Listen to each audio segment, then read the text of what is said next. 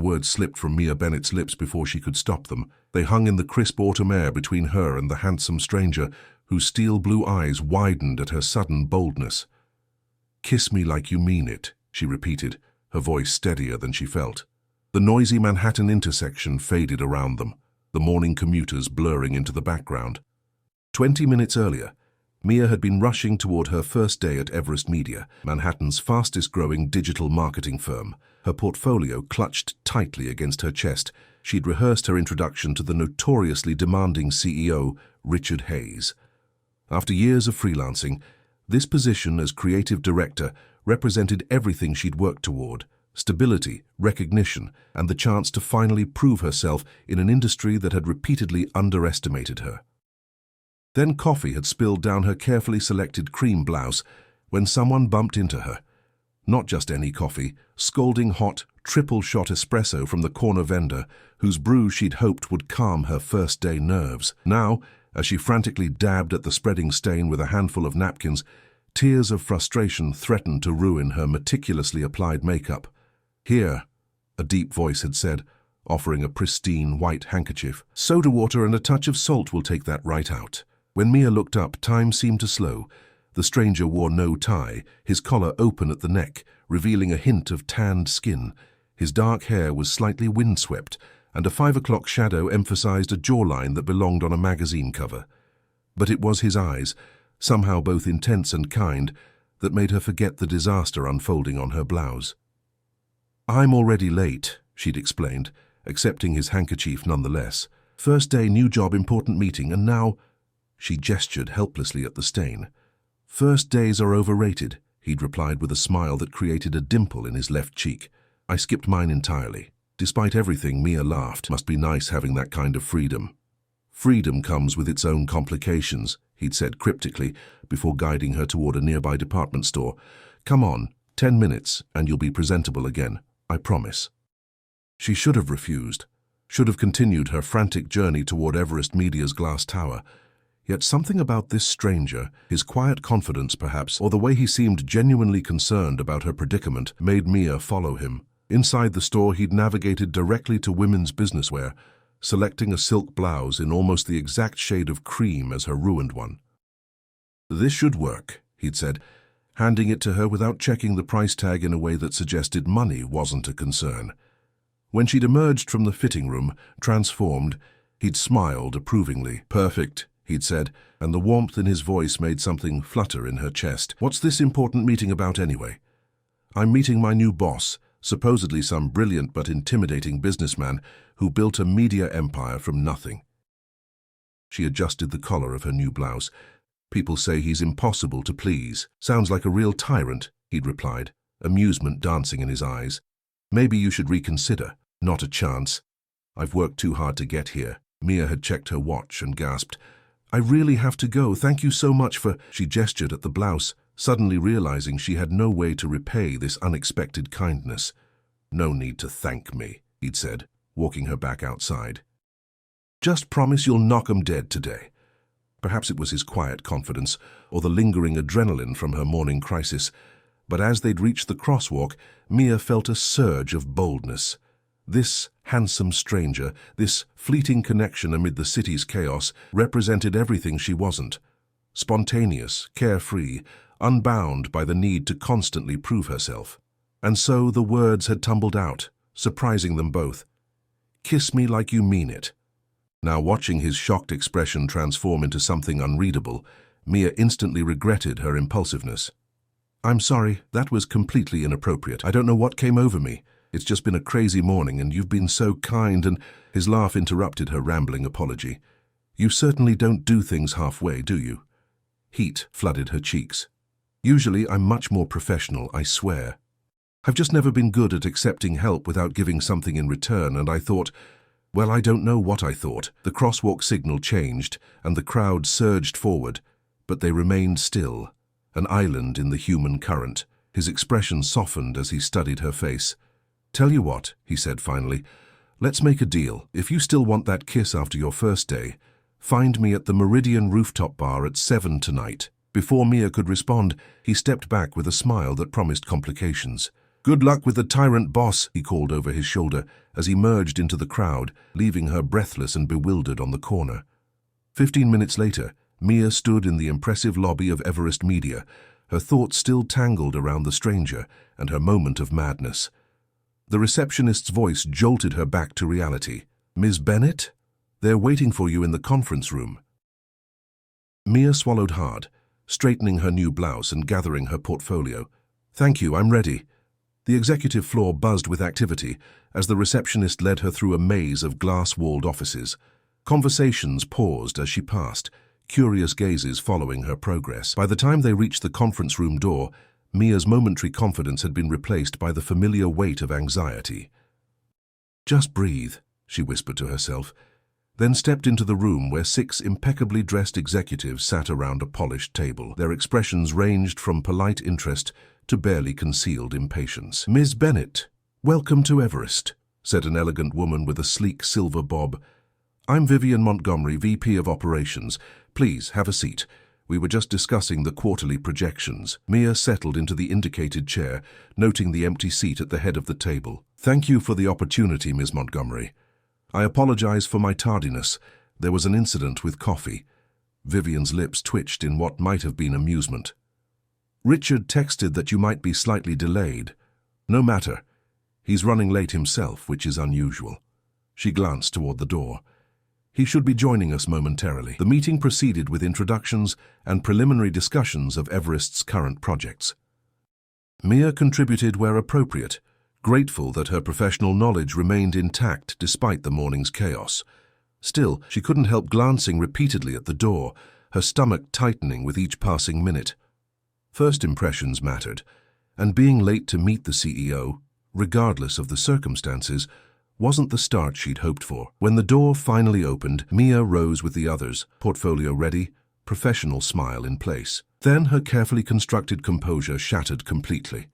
Standing in the doorway, now wearing a perfectly tailored charcoal suit and crisp blue tie, was the stranger from the crosswalk.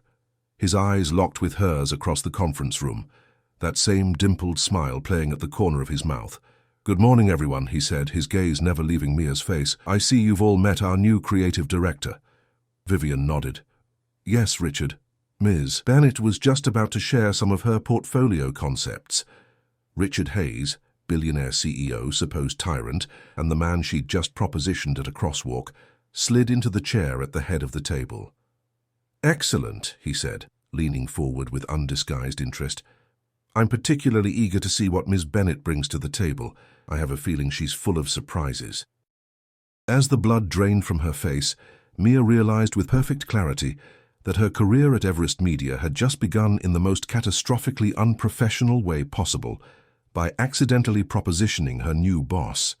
The 3 hours that followed ranked among the most excruciating of Mia's professional life. She managed to present her portfolio with remarkable composure given the circumstances, her voice steady, even as her mind replayed that mortifying moment at the crosswalk on an endless loop. Through it all, Richard Hayes remained the consummate professional, asking insightful questions about her design philosophy and previous work without the slightest hint that anything unusual had transpired between them. Only the occasional glint in his eyes, a flash of something that might have been amusement or challenge, betrayed any awareness of their earlier encounter. By the time the meeting concluded, Mia had almost convinced herself that he intended to pretend it never happened, a mercy, perhaps, or simply good business sense. "Impressive work, everyone," Richard said, rising from his chair. "Ms. Bennett, if you have a moment, I'd like to discuss your onboarding schedule." The other executives filed out, leaving Mia alone with the man she'd brazenly asked to kiss her mere hours ago. The conference room suddenly felt both too large and insufferably small. "Mr. Hayes," she began once the door closed, "about this morning—" "Richard," he corrected, loosening his tie with one finger. "And before you continue, I should mention that I don't discuss personal matters in the office." His expression remained unreadable. "Vivian will show you to your department. The team's eager to meet you." With that dismissal still hanging in the air, he strode from the room, leaving Mia to wonder if she'd imagined the brief pressure of his hand on her shoulder as he passed. Her new office, a corner space with windows overlooking the Manhattan skyline, should have thrilled her. Instead, as Vivian completed the tour and left her to settle in, Mia sank into her ergonomic chair and covered her face with her hands.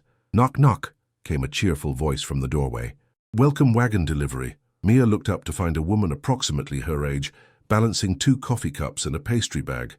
Her curly auburn hair was pulled into a messy bun, and her freckled face wore an expression of friendly curiosity. "I'm Grace Winters, digital content manager and your new office neighbor," she said, placing one of the coffees on Mia's desk. "Fair warning, I've brought bribery caffeine because I need dirt on your meeting with the big boss." Despite everything, Mia found herself laughing. "That obvious, huh?" Grace perched on the edge of the desk. "Honey, the entire creative department has been taking bets on whether you'd survive the Haze Gauntlet. Most newcomers leave their first encounter looking shell-shocked, but you're remarkably intact." "Appearances can be deceiving," Mia murmured, accepting the coffee gratefully. "Spill," Grace commanded, breaking a croissant in half and offering the larger portion. "What's he like one-on-one? Still doing that intimidating silent stare thing?" Mia hesitated, weighing her response. "He wasn't what I expected," she admitted finally. "Different from the reputation." Grace's eyebrows shot up. "Interesting. Care to elaborate?" "Not particularly." Mia sipped her coffee, hoping to change the subject. "Tell me about the team instead." The redhead studied her thoughtfully before acquiescing. "Fair enough. You'll meet everyone officially this afternoon, but the Cliff Notes version is talented group, slightly overworked, desperately in need of fresh leadership." She gestured toward Mia with her coffee cup. "That's where you come in. The last creative director was more interested in pleasing Hayes than pushing boundaries. And that didn't work. Got him a corner office in our Chicago branch, actually," Grace admitted with a grimace. "But the department suffered. We need someone who stands their ground, not another yes-man." Mia thought of the handkerchief, the department store, the unexpected kindness from a man reputed to be ruthlessly demanding. "He doesn't strike me as someone who surrounds himself with sycophants." "That's just it." Grace leaned closer, lowering her voice. "Nobody really knows him. 5 years building this company from nothing, featured in every business magazine worth reading, and still somehow manages to keep his personal life completely private." She brushed croissant crumbs from her skirt. "The official story is classic rags to riches. Brilliant college dropout builds revolutionary algorithm, secures venture capital, transforms digital marketing landscape. And the unofficial story," Grace grinned, "that's where it gets interesting. Rumors range from secretly royalty to former black ops. The only facts anyone's confirmed are that he grew up somewhere in the Midwest, never married, and donates ridiculous amounts to literacy programs." Before Mia could probe further, her phone chimed with a calendar notification. "Department meeting in 10 minutes, she read aloud. "Perfect timing," Grace said, hopping off the desk. "Ready to meet your minions?" The afternoon passed in a whirlwind of introductions, project briefings, and bureaucratic necessities. By 5 o'clock, Mia had met her entire 14-person team, reviewed 3 major campaigns in development, and signed enough paperwork to give her a hand cramp. Richard Hayes made no further appearances, though his presence loomed over every conversation. She was just packing up her things when Vivian appeared at her door. "Richard asked me to give you this," the older woman said, handing over a sleek folder embossed with the company logo. "He wants your input on the Preston Hotel's pitch by tomorrow morning." Mia accepted the folder, noting its substantial weight. "Of course. I'll review it tonight." Vivian lingered, her professional demeanor softening slightly. "It's unusual, you know." "What is?" "Richard giving a new hire direct input on our biggest prospective client." She studied Mia with newfound interest. "He must see something special in your work." After Vivian departed, Mia opened the folder to find not only the Preston Hotel's materials, but also a handwritten note on Everest letterhead. "The offer still stands. 7 p.m. R." Her pulse quickened as she recalled his parting words at the crosswalk. "If you still want that kiss after your first day, find me at the Meridian Rooftop Bar at 7 tonight." The sensible choice was obvious. Go home, review the Preston pitch, establish professional boundaries from the start. Office romances rarely ended well, and this particular complication could jeopardize the career she'd worked so hard to build. Yet as Mia stared at the bold, confident handwriting, she couldn't ignore the persistent tug of curiosity. What kind of CEO bought strange women new blouses and offered them handkerchiefs? What was behind that carefully maintained public persona? And why, despite every professional instinct warning against it. Did she still want to discover how Richard Hayes might kiss if he truly meant it? At 6:55 p.m., Mia stepped off the elevator onto the Meridian's rooftop level, her decision made. She'd changed into a simple black dress she kept in her office for after-work events, applied fresh lipstick, and liberated her hair from its professional updo. The maitre d' escorted her past candlelit tables to a secluded corner where Richard stood at the balcony rail, silhouetted against Manhattan's glittering skyline. He turned at her approach, his expression warming as he took in her appearance. "You came." "Apparently I make questionable decisions with remarkable consistency," Mia replied, joining him at the rail. "Though in my defense, when I propositioned you this morning, I didn't know you were my boss." "Would it have mattered?" The directness of his question caught her off guard. Mia considered this. "Probably. I tend to keep my professional and personal lives strictly separated. And now I'm breaking my own rules, clearly." She gestured toward the skyline. "Nice view. Do you bring all your new employees here?" "Just the ones who asked me to kiss them before knowing my name." The amusement in his voice took any sting from the words. "I ordered champagne. I hope that's acceptable." "Celebration seems premature, given the potential HR nightmare we're creating," Mia observed dryly. Richard's laugh was unexpectedly rich. "I like you, Mia Bennett. That's rare enough to merit champagne." A server appeared with the promised bottle and 2 flutes. Once they were alone again, Richard raised his glass. To breaking rules, occasionally and selectively. Mia clinked her glass against his. To professional boundaries and the complex ethics of office romances. "Always so careful," he murmured, his eyes never leaving hers as they both drank. "I'm curious. What made you say those words this morning? You don't strike me as impulsive." The champagne's effervescence matched the strange lightness in her chest. "I'm not, usually, but there was something about that moment." She paused, searching for the right words. "For years I've calculated every career move, every professional risk. This morning when you helped me, a stranger, without expecting anything in return, it reminded me that not everything needs to be a transaction. So you decided to proposition me?" "I decided to do something completely uncharacteristic," Mia corrected. "Something with no strategic value or professional calculation. Just pure impulse." Richard studied her for a long moment. "And now that you know who I am." "Now I know it was a terrible idea." She set her glass down decisively. "Mr. Hayes, Richard, I value this opportunity at Everest Media too much to complicate it. What I did this morning was inappropriate, regardless of the circumstances." "I see." His expression revealed nothing as he moved slightly closer. "And if I told you I haven't stopped thinking about your proposition all day? That I found your boldness refreshing in a world where people primarily want things from me?" Mia swallowed hard. "I'd say that's precisely why we should keep our relationship strictly professional." "Always so careful," Richard repeated softly. His fingers brushed hers on the railing, the contact sending an electric current up her arm. What if just once we weren't? The champagne, the city lights, the dangerous proximity, everything conspired against Mia's better judgment.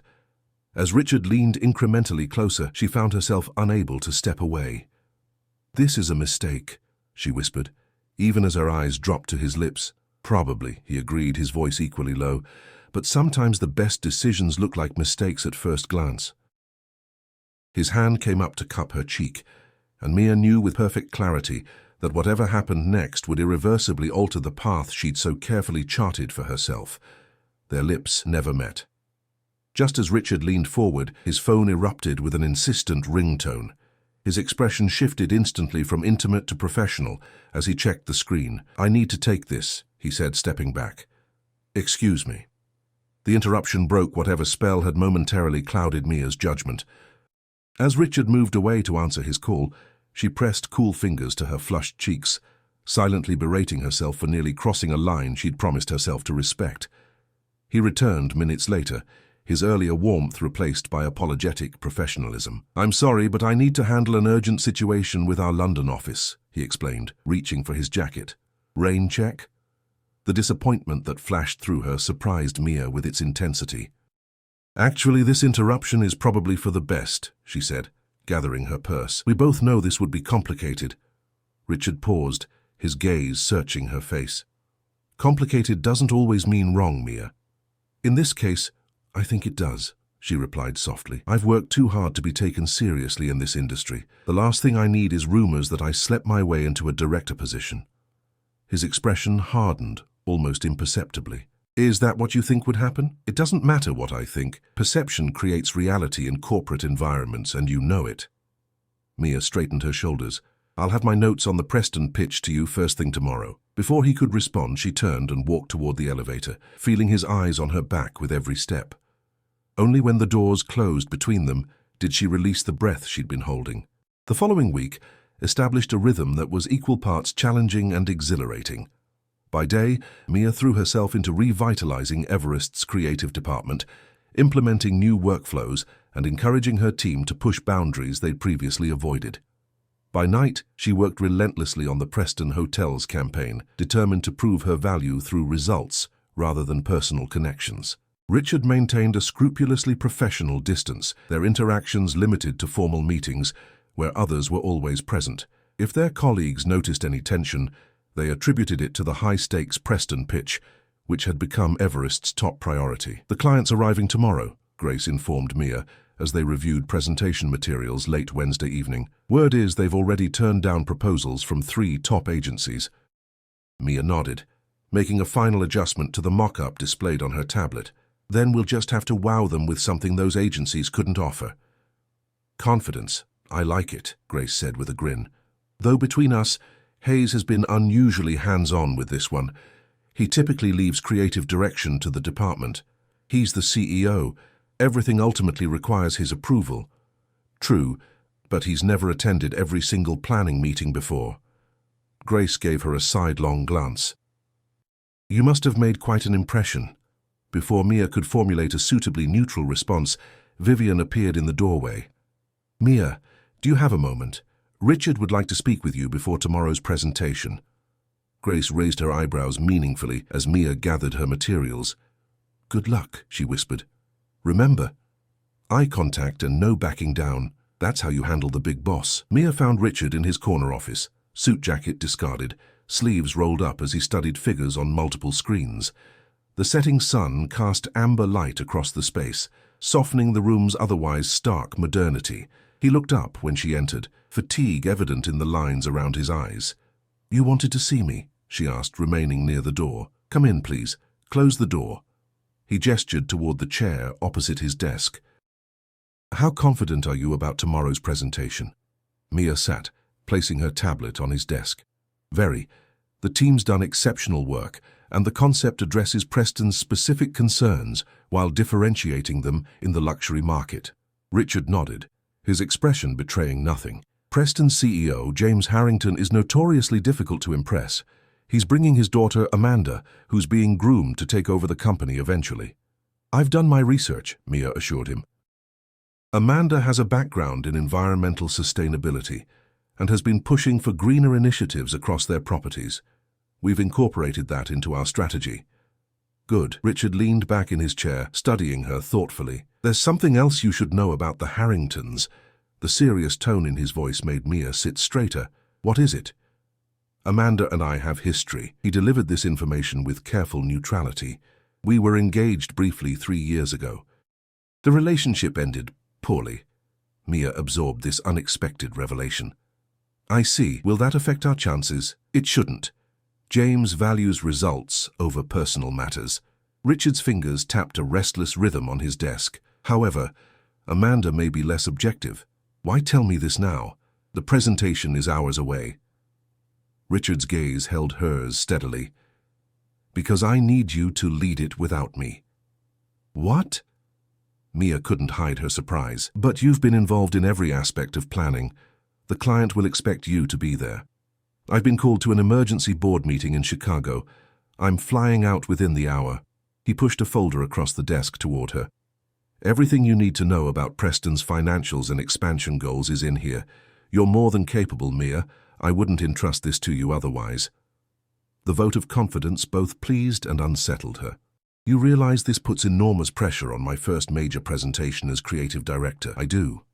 His expression softened marginally, and I wouldn't ask if there were any alternative.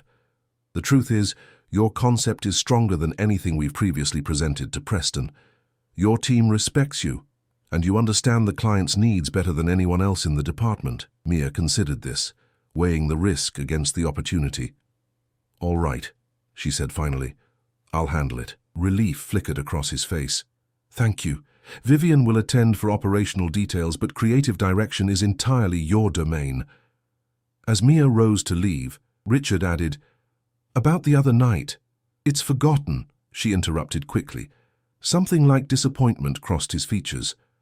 Of course, professional boundaries. Back in her office, Mia worked well past midnight, familiarizing herself with every detail in Richard's folder. By the time she finally left the building, Manhattan streets had quieted, and her confidence in tomorrow's presentation had solidified into steely determination. Morning arrived with a text from Richard. Trust your instincts. The Preston account is yours to win.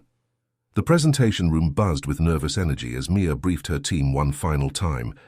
Remember, we're offering them more than a marketing strategy. We're providing a vision for their future, she emphasized, straightening her charcoal suit jacket. When Vivian escorted the Harringtons into the room precisely at 10 o'clock, Mia stepped forward with practiced poise. James Harrington, a silver-haired man with piercing eyes and an expensive watch, assessed her with obvious skepticism. Ms. Bennett, he said, accepting her handshake. I was expecting Richard Hayes. Mr. Hayes sends his apologies. He was called to Chicago on urgent business, Mia replied smoothly. I'm the creative director overseeing your account, and I assure you this presentation has his complete confidence. James's expression remained doubtful, but he nodded curtly before introducing his daughter. Amanda Harrington was strikingly elegant in a tailored navy dress, her blonde hair swept into an immaculate chignon. Her smile didn't reach her eyes as she clasped Mia's hand. How interesting, she murmured. Richard usually handles premium accounts personally. You must be very special. The subtle emphasis wasn't lost on Mia. I simply have the expertise Preston Hotels requires, she responded evenly. Shall we begin? For the next hour, Mia guided the Harringtons through Everest's comprehensive strategy, from digital presence to experiential marketing.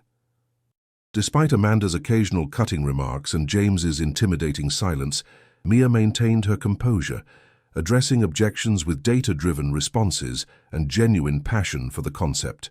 When she concluded, the room fell silent. James Harrington studied the projections one last time before clearing his throat. Impressive work, Ms. Bennett. You've clearly done your homework on our market position. Relief washed through her. Thank you, Mr. Harrington. However, he continued, we'll need time to consider all our options. We'll contact you with our decision by week's end. As the meeting disbanded, Amanda lingered, waiting until they were alone before approaching Mia. A word of advice, she said, her voice deceptively pleasant. Richard Hayes has a pattern of elevating women professionally while pursuing them personally.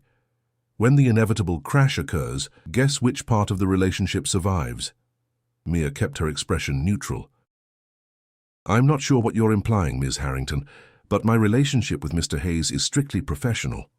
Amanda's laugh held no warmth. That's what I thought too, until I discovered he was more interested in my father's hotel chain than in me. Just be careful. Richard's charm is as calculated as everything else about him. The accusation lingered in Mia's mind long after the Harringtons departed.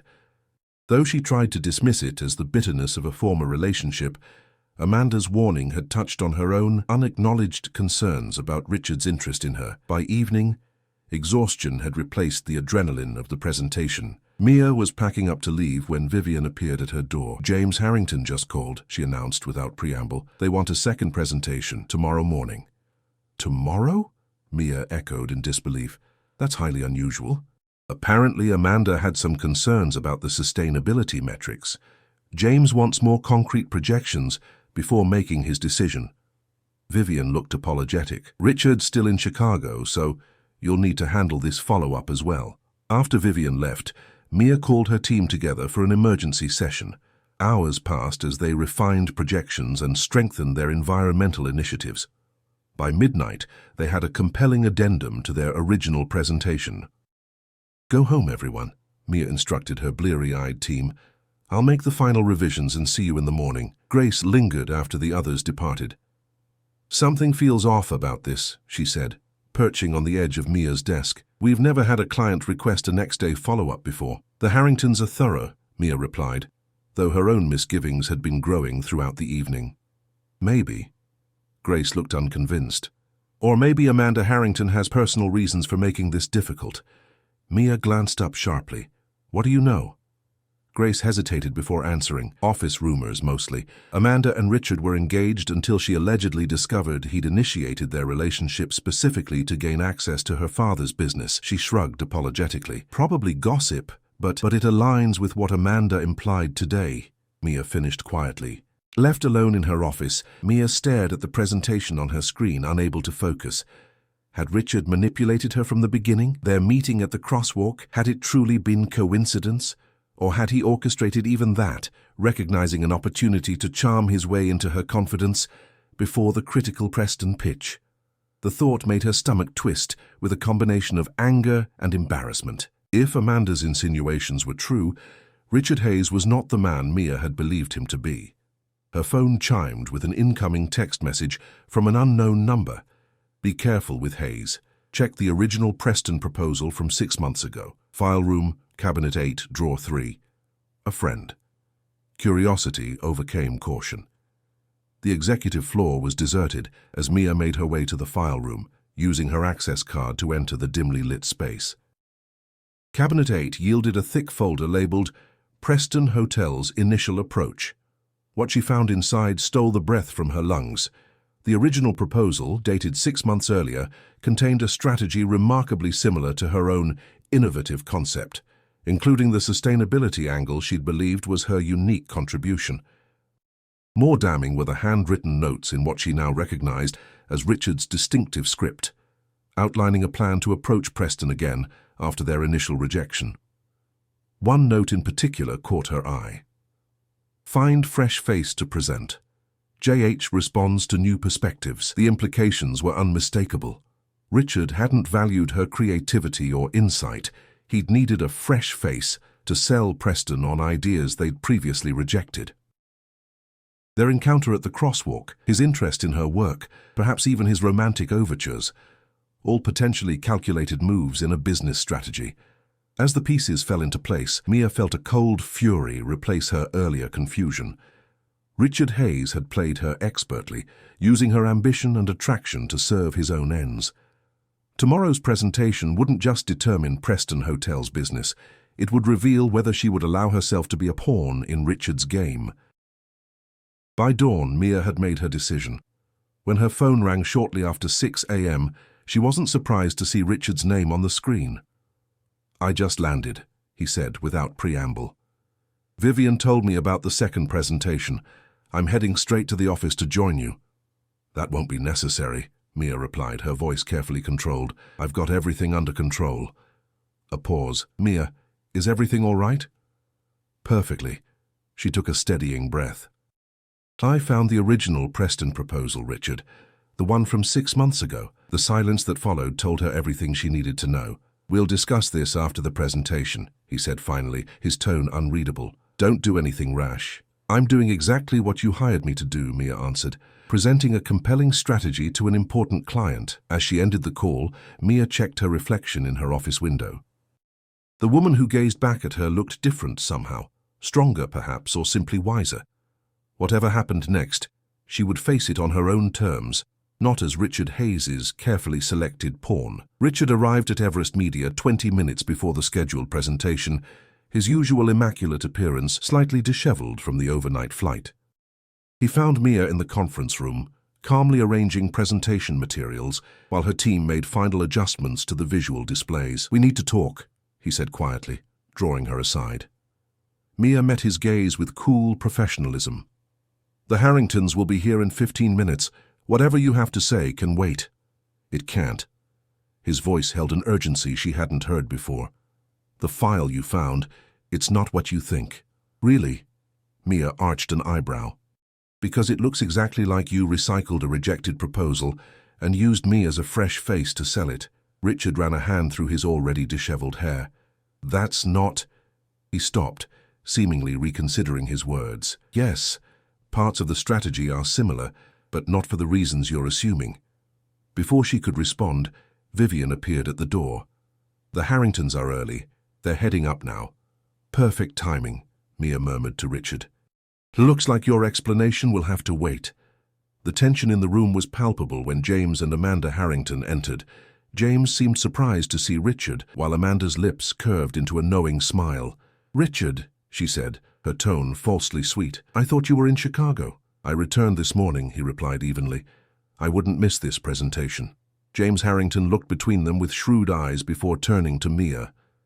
"Ms. Bennett, I understand you have additional sustainability projections for us?" "Yes, Mr. Harrington." Mia gestured toward the seats. "If everyone's ready, we can begin." As the lights dimmed for the presentation, Mia felt a curious sense of calm descend. The betrayal she'd felt upon discovering the file had crystallized into something harder overnight: determination. Whatever game Richard was playing, she would not be its unwitting piece. "Before I share our enhanced sustainability metrics," she began, "I'd like to address something important." She met James Harrington's gaze directly. "In preparing for today, I discovered that Everest Media presented a similar proposal to Preston Hotels 6 months ago." The room went utterly still. From the corner of her eye, Mia saw Richard stiffen, while Amanda leaned forward with barely concealed satisfaction. "I believe in transparency," Mia continued steadily, "and I believe you deserve to know that while the core strategy remains similar, my team has substantially evolved and strengthened the approach based on Preston Hotel's changing market position and the growing demand for authentic sustainability in luxury travel." James Harrington's expression remained unreadable. "Go on." For the next 40 minutes, Mia guided the room through a presentation that differed significantly from what they had prepared the previous day. Instead of merely enhancing the original proposal, she had spent the night completely reimagining it, leveraging her team's strengths while addressing the fundamental weaknesses that had likely led to the proposal's initial rejection. When she concluded, even Amanda looked begrudgingly impressed. James Harrington cleared his throat. "Ms. Bennett, when you mentioned discovering our previous interaction with Everest, I expected excuses. Instead, you've shown remarkable adaptability." He glanced at Richard. "A quality not everyone possesses." "The credit belongs to Ms. Bennett and her team," Richard said, surprising Mia with his sincerity. "Their vision for Preston Hotels exceeds anything we've previously conceived." James nodded thoughtfully. "I'd like to discuss specifics with Ms. Bennett alone, if possible." The request raised eyebrows around the room, but Richard agreed immediately. "Of course, we'll give you the space you need." As the others filed out, Richard paused beside Mia's chair. "Trust yourself," he murmured, so quietly only she could hear. "You've got this." Alone with James Harrington, Mia maintained her professional composure despite her racing thoughts. For 30 minutes they delved into budget allocations, implementation timelines, and measurement metrics. His questions were pointed but fair, and Mia found herself genuinely enjoying the challenge he presented. "One last thing, Ms. Bennett," he said as their discussion concluded. "My daughter believes Richard Hayes is using you to secure our business. Is there any truth to that concern?" The directness of the question caught Mia off guard. "Mr. Harrington, I can only speak to my own experiences and intentions. I believe in the strategy I've presented today, regardless of any personal dynamics within Everest Media." He studied her for a long moment before nodding. "Well answered. Too many people in this business forget that integrity matters." Rising from his seat, he extended his hand. "Preston Hotels would be pleased to work with Everest Media, with you as our primary contact." Joy surged through Mia as she accepted his handshake. "Thank you, Mr. Harrington. We won't disappoint you. I'm counting on that," he replied, with the first genuine smile she'd seen from him. "My assistant will contact you to formalize the details." When James Harrington left the conference room, Mia remained seated, allowing herself a moment to absorb what had just happened. She had secured the Preston account, her first major win as creative director, despite the complications Richard's actions had created. The door opened again, and Amanda Harrington stepped inside, her expression considerably less friendly than her father's had been. "Congratulations," she said, the word holding no warmth. "You managed to impress my father, which isn't easy." "Thank you," Mia replied cautiously. Amanda moved closer, elegant fingers trailing along the conference table's polished surface. "I wonder if you understand what you're getting into with Richard Hayes." "Ms. Harrington, He'll charm you, Amanda continued as if Mia hadn't spoken. Make you feel special, valued for your mind rather than just your appearance. That's his particular talent, seeing what people need and becoming exactly that. Her perfectly manicured hand stilled. Until he gets what he wants. Mia met her gaze steadily. With all due respect, your past with Richard has nothing to do with me or this account. It has everything to do with you, Amanda countered, because you're making the same mistake I did, believing he sees you as anything more than a means to an end. She moved toward the door, pausing with her hand on the handle. The proposal you found. It wasn't rejected. I convinced my father to delay his decision because I discovered Richard had only pursued me to secure Preston's business. The door closed behind her with a soft click, leaving Mia alone with this final devastating revelation. She found Richard waiting in her office, standing at the window with his back to the door. He turned when she entered, his expression guarded. Well, did we get the account? We did, Mia confirmed, setting her materials on the desk between them. No thanks to your manipulations? Richard exhaled slowly.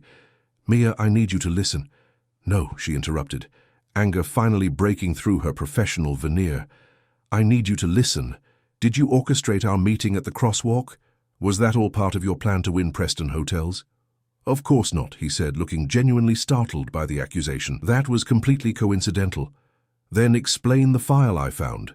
Explain why Amanda believes you only dated her to secure her father's business.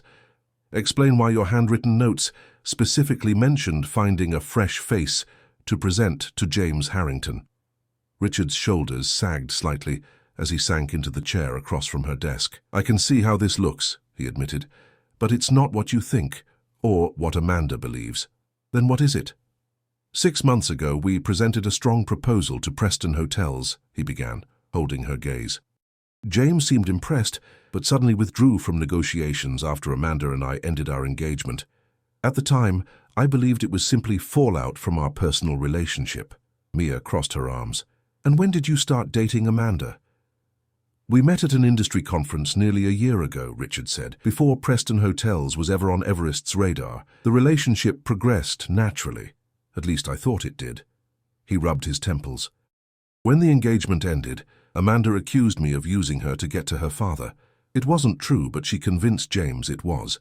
And the note about finding a fresh face. Written after their rejection, yes, he acknowledged, but not as some manipulative scheme. James Harrington is known for valuing new perspectives and diverse voices.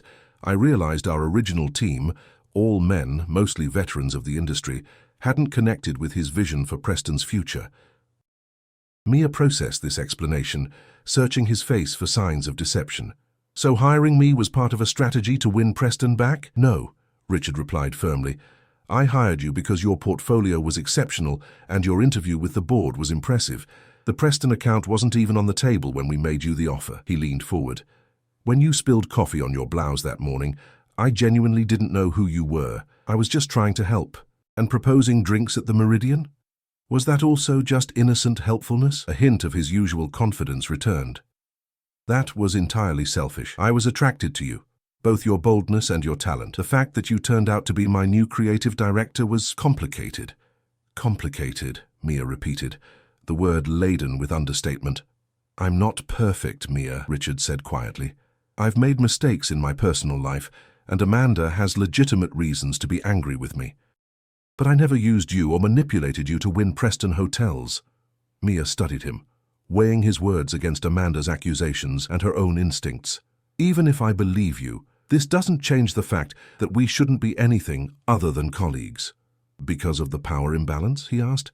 Partly, she admitted, and partly because I've worked too hard to have my accomplishments attributed to anything other than my own abilities. Richard nodded slowly. I understand. He rose to leave, then paused. For what it's worth, what you did in that presentation today, completely reimagining our approach overnight, standing your ground with the Harringtons, that was all you, Mia, and it was remarkable. The sincerity in his voice made something warm unfurl in her chest, but she tamped it down. Thank you. Now, if you don't mind, I have a team to congratulate and a major new account to implement. 3 months passed in a whirlwind of activity as Mia led the Preston Hotels launch. The campaign exceeded expectations, with early metrics showing significant growth in both bookings and social engagement. James Harrington became one of Everest's most vocal advocates, opening doors to other luxury hospitality clients.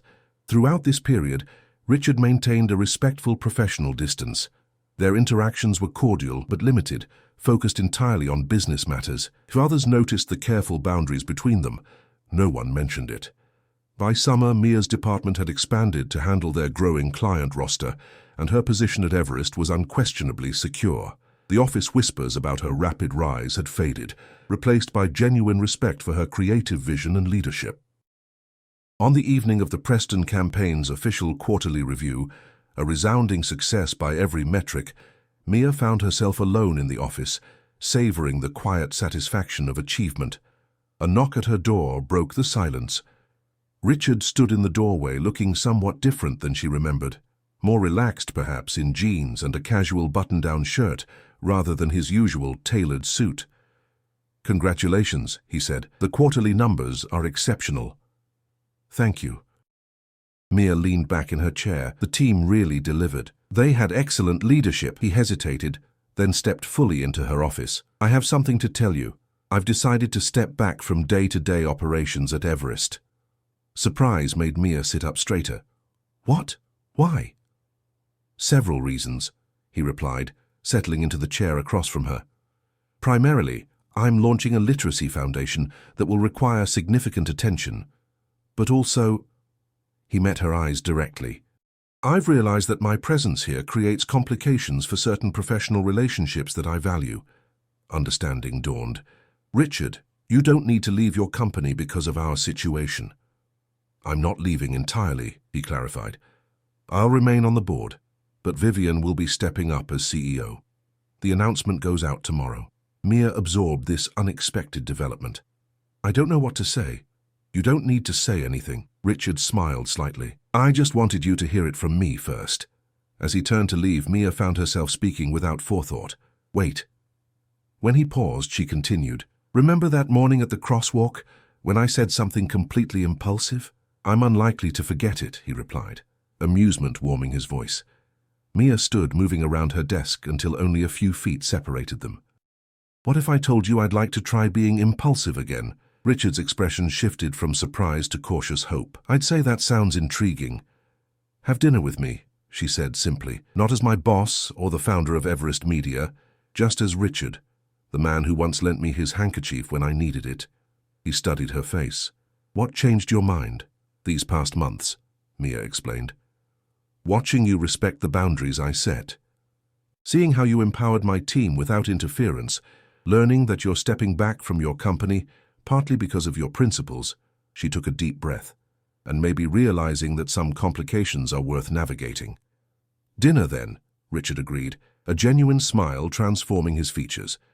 "Though I should warn you, if your goal is to eliminate power imbalances, you should know that you've held all the power since the moment you first told me to kiss you, like I meant it."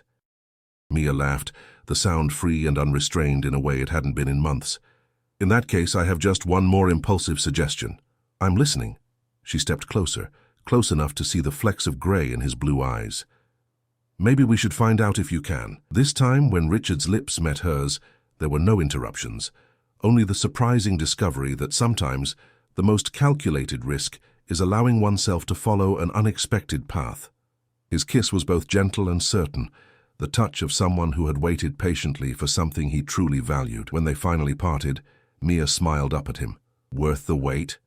"Absolutely," Richard murmured against her hair, "though I think we're just beginning." 6 months later, as Mia stood beside Richard at the opening of his Literacy Foundation's first community center, she reflected on how thoroughly her life had transformed since that fateful morning at the crosswalk. Her career had flourished, with Everest's creative department now recognized as an industry leader under her direction. Meanwhile, her relationship with Richard had deepened into something neither of them had anticipated, a partnership based on mutual respect, shared values, and genuine connection. "Penny for your thoughts?" Richard asked, his hand warm against the small of her back. Mia leaned into his touch. "I was just thinking about impulses and calculations," she replied. "And how sometimes the best decisions look like mistakes at first glance." His smile, the real one with the dimple she'd first noticed that morning, appeared. "Speaking of impulses," he said, leading her away from the crowded reception. "There's something I've been wanting to ask you." As Richard took her hand in his, Mia realized that some questions, like some kisses, were worth waiting for, especially when they led to beginnings rather than endings. And whatever he asked next, her answer would be the easiest decision she'd ever made.